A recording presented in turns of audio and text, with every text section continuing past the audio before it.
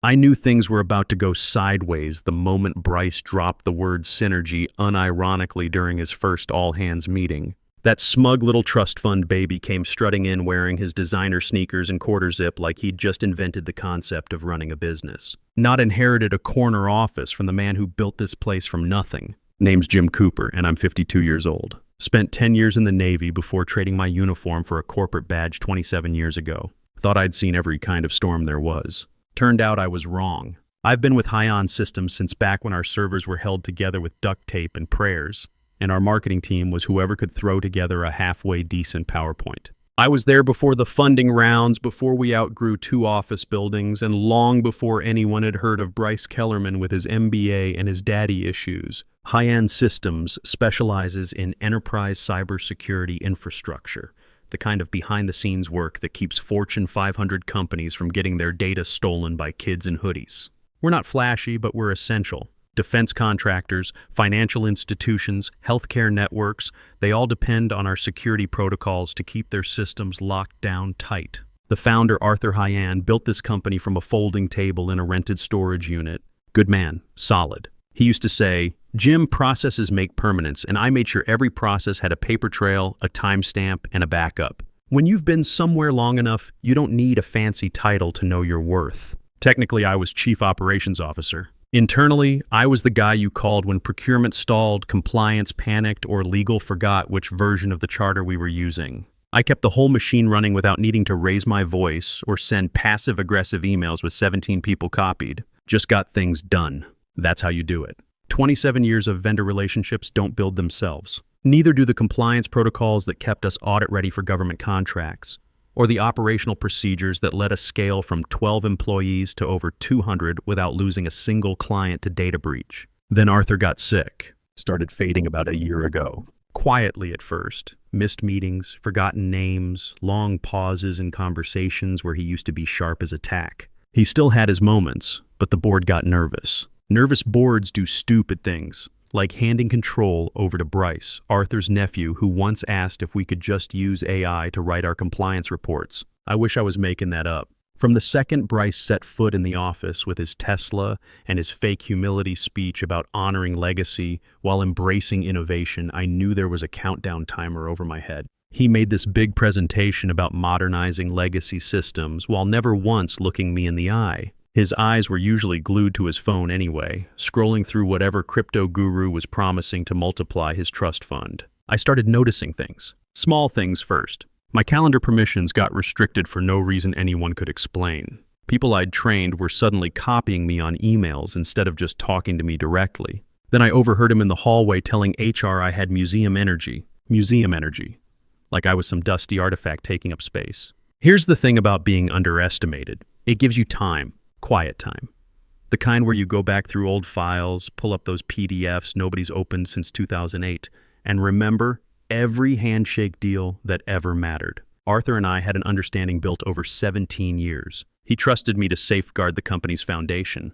And buried in those foundations were some very old, very real clauses with very sharp teeth. I didn't fight the changes at first. Let him replace our vendor liaison with his frat brother Kyle from Sigma Chi. Watched him convert our internal knowledge base into a Slack channel called Bryce Notes. Even kept my mouth shut when he rolled out Innovation Fridays like he'd discovered fire. But what I also did was quietly renew my notary license and dust off a certain 19-page document Arthur signed back in 2009. Started logging every interaction with HR into a private email thread. Made sure every piece of paper Bryce had never bothered to read was in perfect order. I wasn't planning revenge. I was preserving structure.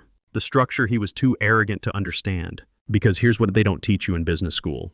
At least not between the networking events and case studies. The person who understands the foundation holds the power to shake the entire house. And I was about to give it one hell of a shake. The new hires started showing up in waves. Kyle Brennan got the title Organizational Culture Lead, which apparently meant posting motivational quotes in Slack and organizing team-building exercises nobody wanted. Zach Phillips, another college buddy, became our strategy architect despite thinking a Gantt chart was some kind of European cheese. Meanwhile, people who had been with the company for years started disappearing. Our vice president of vendor relations gone. The woman who built our onboarding system from scratch while pregnant with twins, reassigned to some made-up role with no real responsibilities. Each departure felt like losing a piece of the company's memory. I kept my head down and did my job. Morning routine never changed. Black coffee, review overnight reports, check with the operations team, make sure everything was running smooth. Bryce would breeze in around 10 with his matcha latte and spend the day in strategic planning sessions that seemed to involve a lot of whiteboard markers and not much actual planning. Arthur still came in sometimes, on his good days. We'd sit in his office and he'd tell me stories about the early days, back when it was just him and a couple of engineers trying to build something that mattered. Those conversations reminded me why I'd stayed so long. It wasn't just a job, it was a mission. And missions don't end just because some kid decides he wants to play CEO. The purge kicked into high gear about 3 months after Bryce took over. It wasn't dramatic, no big announcements or company-wide emails. Just people quietly disappearing, their access cards deactivated, their desks cleaned out over the weekend. Patrice Williams, our payroll systems manager who'd been here 12 years, came in Monday morning to find her computer locked out. HR told her they were restructuring the department for efficiency. She'd brought me soup during flu season back in 17. Now she was escorted out without so much as a goodbye email. That one hit different. Started making my own preparations. See, when you spend 10 years in the Navy as an operations specialist, you learn a few things about contingency planning. Managing logistics for a destroyer teaches you that details matter. Miss one supply requisition, one maintenance schedule, one communication protocol, and people can die. In corporate world, the stakes are lower, but the principles are the same. You document everything. You keep backups of your backups. And you never assume the people in charge know what they're doing just because they're in charge. So while Bryce was busy posting LinkedIn articles about disrupting legacy thinking, I was doing what I do best, making sure the paperwork was in order. All of it, including the stuff buried so deep in our corporate charter that most people forgot it existed. That old 2009 operational reversion agreement, for instance. 20 pages of legal language that Arthur and I had drafted when we incorporated. He was paranoid back then, worried that someday the board might get swayed by family connections instead of competence. Smart man. We wrote in some safeguards, legal tripwires that would activate if certain conditions were met. I pulled out that document one evening in my den at home, spread it across my desk next to my old Navy commendation letters and challenge coins. Read through every clause twice. The language was crystal clear. If certain key personnel were terminated without proper board approval and severance compliance, operational control would revert to the founder's trust within 72 hours. I'd helped write those words 17 years ago. Now they might be my lifeline. The next morning, I renewed my notary license. Hadn't used it in years, but muscle memory kicked in. By afternoon, I had all the documentation I needed, properly witnessed and sealed, just in case. Meanwhile, Bryce was making his mark on the company culture. Innovation Fridays turned into mandatory fun, where everyone had to share their disruptive ideas in the break room. Kyle Brennan started hosting synergy sessions that were basically group therapy for people who thought Slack was a personality trait. The worst part was watching good people try to adapt. Engineers who'd been cranking out solid code for years suddenly had to explain their work in terms of agile methodology and user journey optimization. Marketing folks who knew our customer base inside and out got lectured about growth hacking by kids who'd never closed a deal in their lives.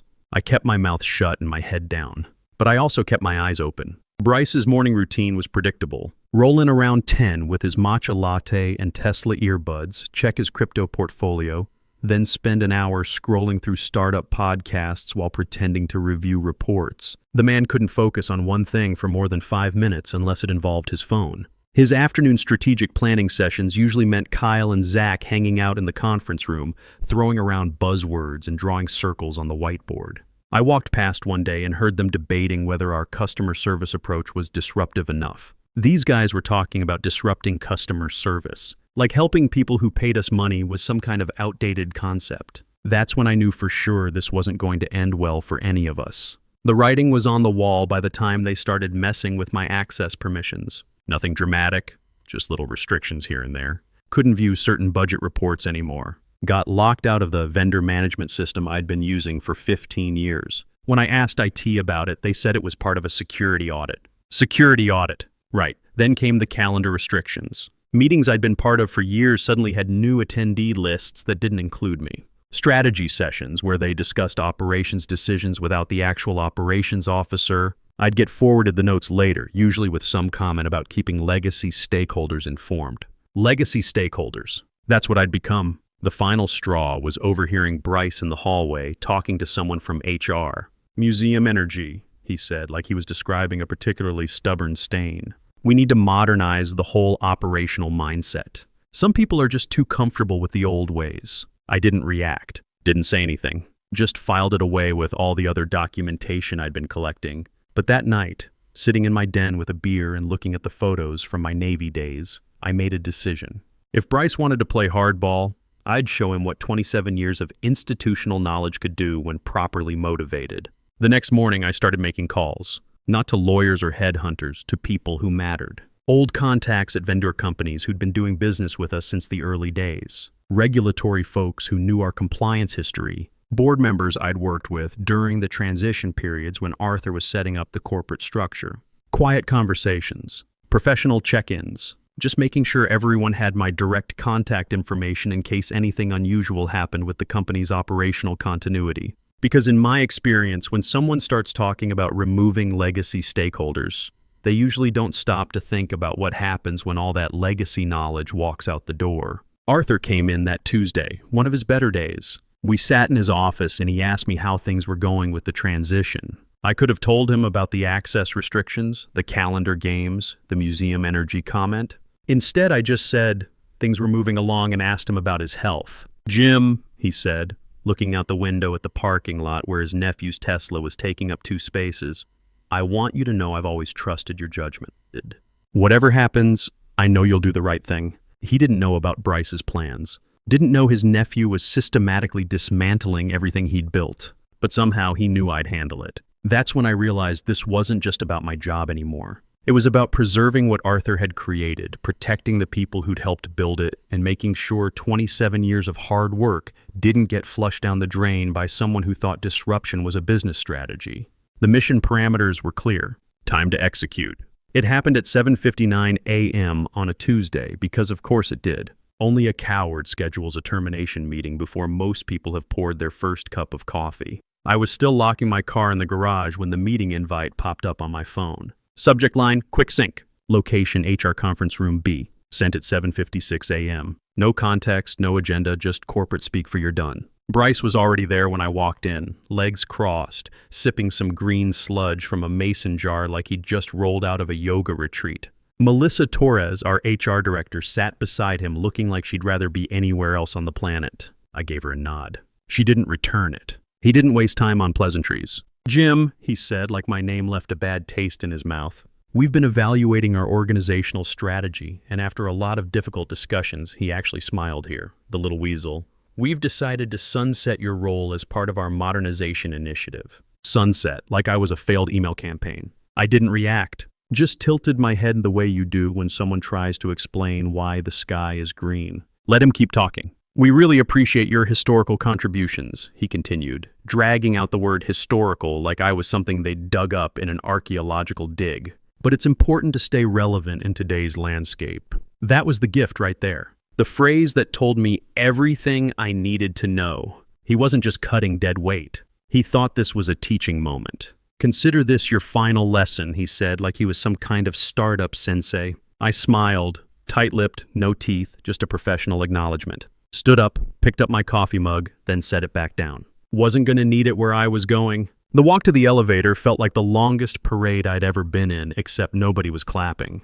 People just looked away like termination was contagious. The elevator ride down was empty, which was fine by me. Got in my car, shut the door, and let myself have exactly 1 moment. Slammed my fist on the steering wheel once, hard enough to make the horn chirp. Then I composed myself, opened my banking app, and deposited my final paycheck. Bryce had it ready to go. Efficient little overachiever. That timestamp mattered. Everything from here on out was about timing and precision. The reversion clause was specific. 72 business hours from the moment of improper termination.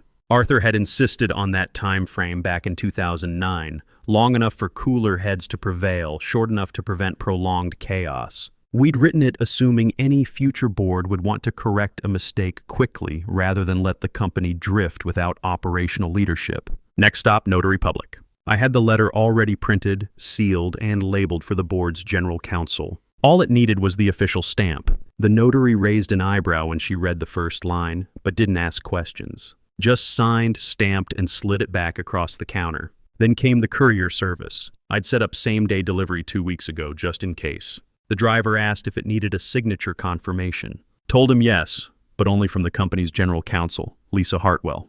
No substitutes, no exceptions. He left, and I sat in my car outside the coffee shop across from our building. Didn't go home. Just watched through the tinted windows and waited. Saw Bryce leave the building an hour later, laughing with Kyle about something, probably celebrating how easy it had been to get rid of the old guy. What he didn't know was that the envelope now making its way through downtown traffic contained more than just a resignation acknowledgement. It was a formal notice of termination executed under Section 4(8) of the 2009 Operational Reversion Agreement, a clause so buried in our corporate charter that most of the current legal team had forgotten it existed. But I hadn't. I'd helped Arthur draft that agreement when we incorporated, and I'd made sure it stayed active through every compliance audit since. The language was ironclad. If certain key personnel were terminated without full board approval and proper severance compliance, operational control of high-end systems would revert within 72 business hours to the founder's trust. The appointee listed in that trust wasn't some random board member or legal advisor. It was me. Bryce had just pulled the pin on his own grenade and he didn't even know it yet. The best part was watching him through the coffee shop window, strutting around the parking lot like he'd just conquered Rome. Posted something on his social media about making room for innovation with a bunch of fire emojis. Someone forwarded me the screenshot later. From his corner office, which used to be a supply closet until he had it remodeled with mid-century modern vibes.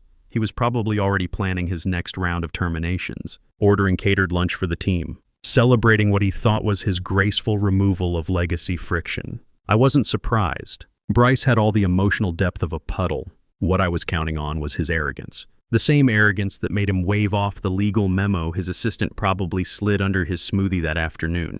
Hey, legal flagged something in the old governance files about Jim's termination. They said it might warrant review. I could picture him shrugging it off between sips of his ridiculous green drink. Whatever, we handled that years ago. Let compliance run in circles if they want, except we hadn't handled it. Every 3 years, like clockwork during our compliance audits, I'd made sure that reversion clause stayed active, recertified, and notarized. I had the documentation to prove it.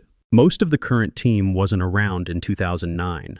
They didn't know about Arthur's paranoia, didn't understand the safeguards we'd built into the foundation of the company. They thought corporate governance was just a bunch of paperwork that lawyers handled. Meanwhile, the courier was threading through downtown traffic, GPS tracking showing steady progress toward our building. The envelope contained my notarized execution notice, cross-referenced with board charter documents and a copy of Arthur's trust appointment directive. All dated, signed, filed with the state exactly as required. Bryce didn't know the clock had started ticking at 7:59 a.m. Didn't know he had exactly 71 hours and 4 minutes left before losing operational authority. Didn't know that legal was already pulling interns to dig through the archived governance binders, the physical ones nobody looked at unless I asked them to.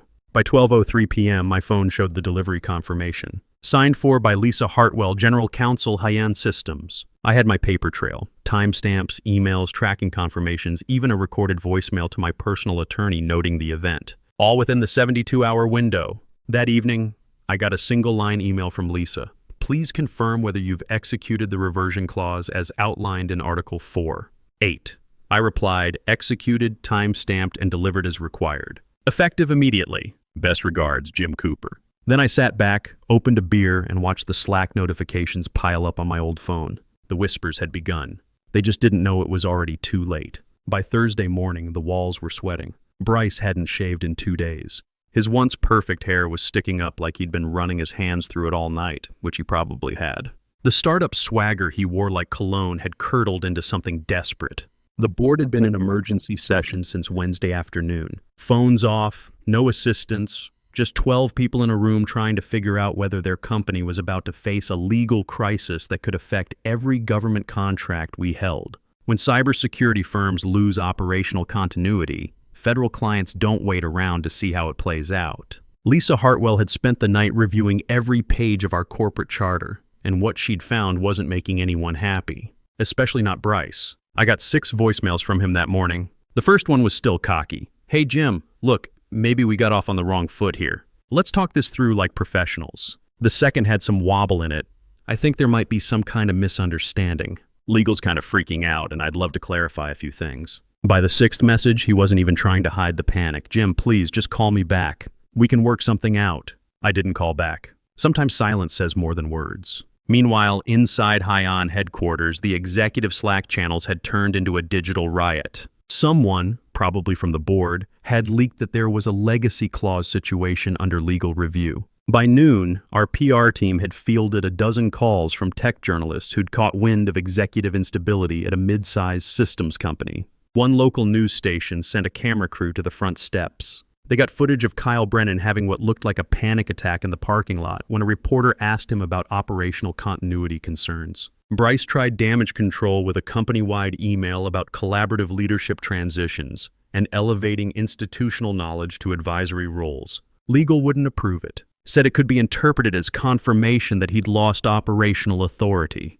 So he sent it anyway. The reply-all responses started immediately. Someone from accounting wrote back with 3 words. "Is Jim returning?" That email got forwarded to me by 5 different people. By Thursday afternoon, they'd made the decision to bring Arthur into it. His health had been declining, but he was still legally competent during his good stretches. The trust's executor flew out that morning to brief him on the situation.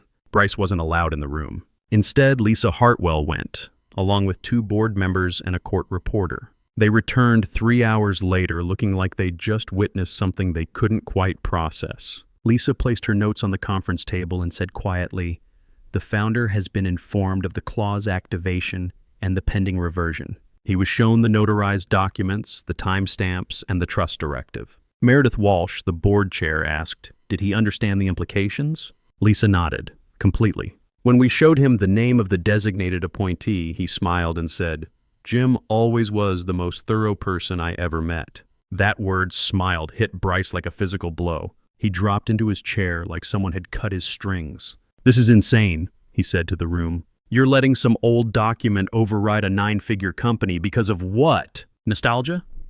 Lisa turned slowly. "No, Bryce. We're honoring a legal contract that you triggered when you terminated the one person who knew it existed." The room went quiet. There were 18 hours left on the 72-hour clock. I spent that night at home, sitting in my den with a beer and my old Navy photos. Wasn't celebrating, just reviewing the mission parameters one more time. Everything had gone according to plan, but you don't count victory until the objective is secured.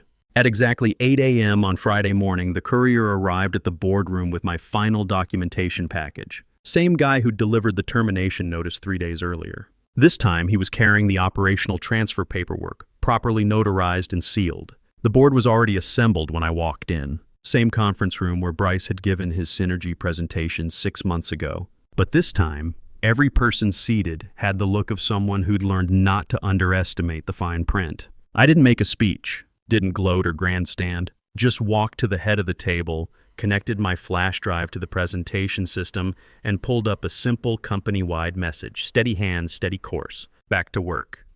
Meredith Walsh looked around the table. "All in favor of acknowledging the operational transfer under Section 4. 8 of the reversion agreement?" Hands went up one by one. "All of them. All opposed?" Nobody moved.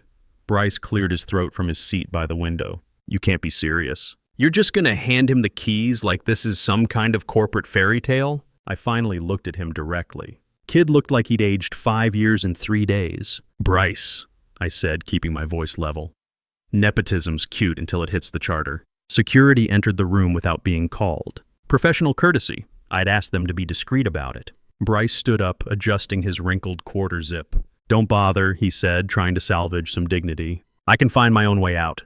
As he reached the door, I handed him an envelope. His separation agreement, already approved by the board. Fair terms. More than fair, actually. Arthur had taught me to be gracious in victory. He took the envelope, looked at it for a long moment, then back at me. "You really think you've won something here?" he asked. I considered the question seriously. Thought about Arthur in his hospital bed, trusting me to preserve what he'd built.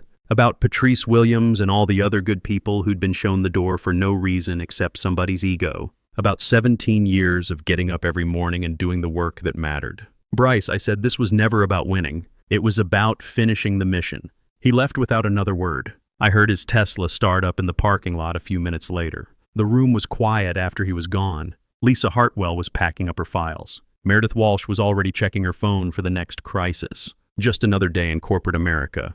Except this time, institutional knowledge had won over nepotism. I pulled out my old coffee mug, the one I'd left behind Tuesday morning. Someone had washed it and put it back in my office. Probably someone from the operations team who understood what it meant to have me back. Made a fresh pot of coffee, black, the way I'd been drinking it for 27 years. Sat down at my desk and opened the operations reports I'd missed while all this was going on. 3 days without proper oversight, and already I could see where things were starting to slip. Nothing catastrophic yet, but the early warning signs were there. Delayed vendor payments, missed compliance check-ins, security protocol updates sitting in someone's inbox unread. My phone buzzed with a text from one of my old Navy buddies.